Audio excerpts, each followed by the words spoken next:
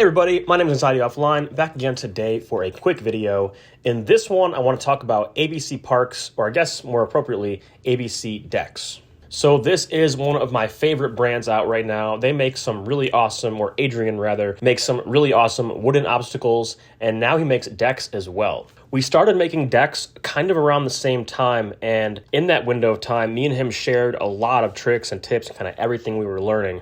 So big shout out to him for helping me learn the process, and I'm really excited to have some of his products on the channel today. So he gifted me this deck a while ago, and I set it up pretty much the same day I got it, and I've been using it a lot ever since. It's kind of become my second main setup. Compared to my fingerboards, it does feel a little bit more aggressive or more steep. So this is kind of like my quote-unquote high setup lately. In this video, we'll be talking specifically about his high shape, but he offers a low shape as well, and I really like the shape of his boards. Where my decks kind of have a pointy nose and kind of a rounded, more popsicle-y tail, his decks are reversed. So they have a super rounded, almost squared out nose, and then a pretty sharp, short tail. And this deck series in particular was really cool because he actually hand painted all of these, and I got to see some of the process up close. And each color you see is a whole different layer. For that specific layer, he had to apply a vinyl, peel off all the negative, paint it, peel it back off, and then do the same thing again. So for this particular one, it was 3 steps for the black, orange, and white.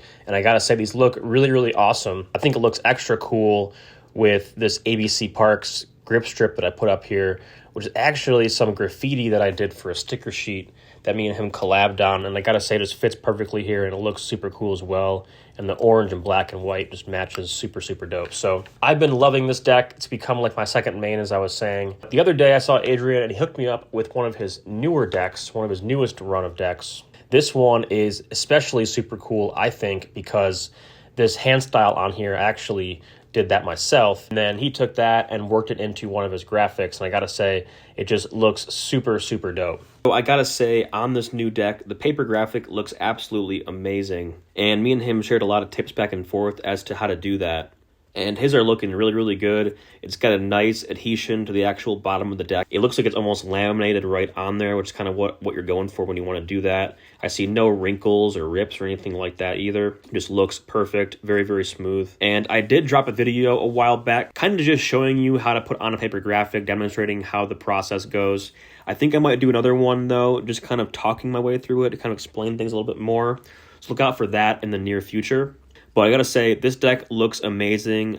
I personally love the feeling of paper graphics. I don't think they're a bad thing at all. Of course, real wear is great. It wears awesomely. But paper graphics are really cool too. You can really do a lot with them. And I think people really severely underrate them. They feel just as good as a real wear graphic. They look just as cool. And although they don't weather the same, I think they're dope, and I like the feeling of them myself. I think they're pretty unique. This one's also cool because it has an orange middle ply, and I actually dyed that one myself. So it's really cool to see Adrian use this and just kind of see how it looked, with this deck. It matches the graphic pretty nicely too.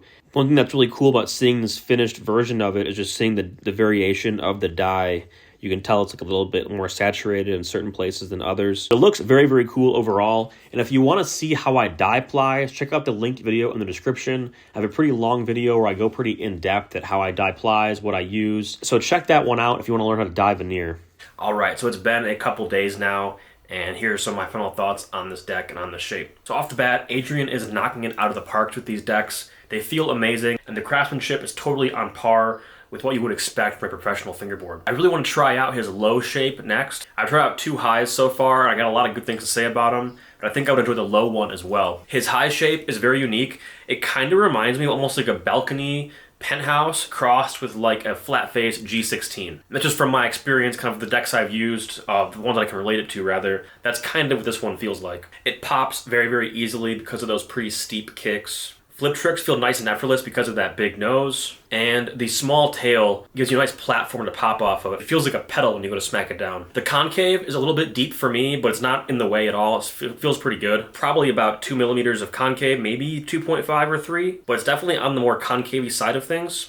And the dips are pretty aggressive as well. But for me, that translates to a little bit more deck control and the ability to kind of do some higher tricks. This one I can pop it pretty high, kick flip pretty high. I think it's going to be a great outdoor board because I think with this one, I'd probably pull it out of my pocket and do a trick pretty quick off the bat because of that nice aggressive shape. And I know I'm biased, but I love the graphic on this one. It just looks super, super cool. You should definitely try one out if you have a chance. There's still some left for sale on his site, so check it out. It's abcparks.com. He's got a couple different graphics available, and I think he's dropping these new ones the next couple weeks as well, so keep an eye out for those. That's really about it. I got nothing but positive things to say. This is a great company. Definitely go support them. Gonna be a lot more cool things coming soon too, so keep an eye out. And that brings us to the end of yet another video. I'm Anxiety Offline, and I make fingerboard videos every week for this channel, so be sure to subscribe so you don't miss anything. Also, check out anxietyoffline.com, which is my website where I sell a whole array of concrete obstacles and supplies. Be sure to like, comment, and subscribe, and I'll see you in the next video. Thanks so much for watching. Peace.